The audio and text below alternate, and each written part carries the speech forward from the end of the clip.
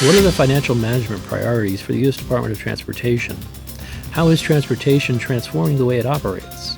And what are the financial implications of some of the department's key initiatives? I'll explore these questions and so much more with a very special guest, Victoria Wassmer, Assistant Secretary for Budget and Programs and Chief Financial Officer at the U.S. Department of Transportation. You know, folks may be familiar with what a chief financial officer is. And I was wondering if you could tell us what a day in the life of the Assistant Secretary for Budget and Program, who also wears a CFO hat. What's your role? How do you lead? And, in a sense of how do you support the overall mission of the department? I think what's really critical is being a leader and setting the tone from the top around fiscal stewardship, accountability to the American public for the mission delivery that we've been entrusted to provide. We strive to really build a learning organization that has a virtuous cycle of continuous improvement. My personal goal in any leadership position that I find myself in is to improve systems, to strengthen an organization, and empower the people who are charged with fulfilling this exciting mission. And I think that, my goal as well is to ensure that the good work that has been established continues even when I've left. So, Victoria, would you outline for us the financial management vision of DOT? And what are some of the key priorities you're pursuing, and how do they frame your overall vision? So, as I mentioned earlier, I think it's really critical to be able to set the tone at the top. And I think that's to ensure that we're being sound financial stewards and also using systems such as enterprise risk management and internal controls to support our department's mission. I think that those are really table stakes for any CFO organization. I think the drive now is to be a strategic business advisor, to be at the table to provide insights that's informed with the best data that we have available for the secretary and other senior leaders. There are trade-offs and decisions on where to invest time and what things should we do more of and what things actually should we stop doing. I think answers to those questions come from knowing your operations, key performance criteria, and what your risk tolerance and appetite is for change. So I want to talk about specific initiatives and that really hit you in your portfolio, and as the COVID-19 recovery and support for the nation's transportation sector. How much funding, can you give us a sense of how much funding was dedicated to this sector, and how successful has the department been in processing, executing, recording, and reporting on these funds and making timely disbursements? Such a critical question. As you know, the transportation sector felt immediate and severe impacts from COVID-19 pandemic. Transit and rail ridership evaporated. Air travel all but ceased, and states and localities were facing really difficult decisions on how to maintain services. I think really thanks to 3 separate COVID-19 supplementals enacted by Congress, the department received over $100 billion to help sustain the transportation system and to position it for recovery as the pandemic abated. Over the last 2 years, DOT obligated over 90%, just $96 billion of those resources, and we've dispersed or expended approximately 65%. It's about $70 billion of that money. With these funds, DOT has issued more than 6,000 grants to airports, from large airports to small and regional facilities, to help offset lost revenue and maintain these important economic hubs. We also awarded more than 2,000 grants to localities to keep public transit up and running, including major light rail hubs to local bus services in rural communities, which helped frontline employees and healthcare professionals get to work and back home. We provided close to $4 billion for Amtrak to keep routes available.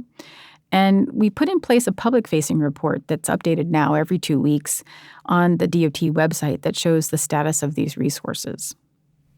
You can't do that without a good financial management system or a robust financial management system, and I want to transition to that. Can you give us a sense of what you're doing at the department level and maybe within the operating administrations around financial management modernization of its processes, its systems? Absolutely. I think one of the things is we've recently gone through an upgrade of our financial management system. We call it Delphi. It's Oracle-based, and that is, I think, in a good place to be a system of record that is that parent relationship to other systems. We also have grants management systems, and it's one of the places that we have a special project and task force associated with assessing as we move forward in new and exciting discretionary grant programs, how to make sure that we're doing so in light of business requirements and consolidating where it makes sense. We've developed important dashboard information. We also have been utilizing other analytic tools so that the public could understand what was in the bipartisan infrastructure law, and we've been making sure that that gets publicized. We have a guidebook that we worked on with the White House bipartisan infrastructure law team to ensure that states, localities, transportation authorities, and other potential grant applicants were aware of the competitive grants that came out through the bipartisan infrastructure law. We're going to be updating on a routine basis and providing publicly status of funds charts related to the bipartisan infrastructure law. As part of that law, we actually had to have a separate DEF-C code included so that those funds could be easily tracked. Obviously, that's something that also will flow through USA spending via the Data Act requirements. And we've also been doing intense internal control organizational assessments to ensure we understand what exists now, what we know needs to be put in place, and to work with our operating administrations to ensure that those things are instituted and updated as necessary. Victoria, today federal agencies recognize that risk is inherent and that managing risk must be integral to doing business. Would you tell us what you're doing in the area of enterprise risk management, leveraging it to inform your department's risk profile and to better anticipate, respond, and mitigate risks? Absolutely. Well, through regulatory actions and infrastructure investments, we've been able to manage the inherent risks that are associated with safely and efficiently transporting people and goods since the Congress established the department in 1966. Enterprise risk management really has helped enable the department to be more strategic and structured in that approach of managing risk, and we are leveraging that ERM process to gather and analyze risks from our operating administrations and to ensure that those are aligned with the strategic priorities that we have, and we're identifying prospectively gaps and weaknesses within our programs and our activities, and also to determine what areas need to be established to mitigate risks.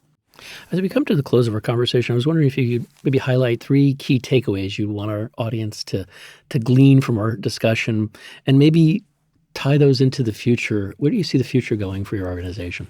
I am so grateful to be able to have this opportunity to serve at this critical time.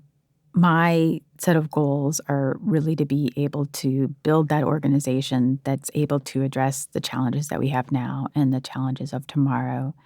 And I think in the partnership with the secretary and my other colleagues in senior leadership at the department, our goals are to be ambitious and bold and to ensure that we don't lose the momentum that we have now from these generational investments that we've been entrusted with. And I think as part of that, I'm trying to be mindful that my organization, which had been focused on one way of doing things, is evolving and needs to also be adaptive and learning new ways of doing things and how to support the transition to those new ways of doing things, including utilizing different tools, thinking about data analytics, looking at new technologies, and perhaps thinking about things in new and different ways. And so at the same time, while we promote that change, we also have to understand people's own individual situations and circumstances. And that's where I get back to this idea of integrating the heart. Each person is coming to work and they want to have a sense of purpose and the alignment of what their work is doing day to day to help meet the mission of the organization.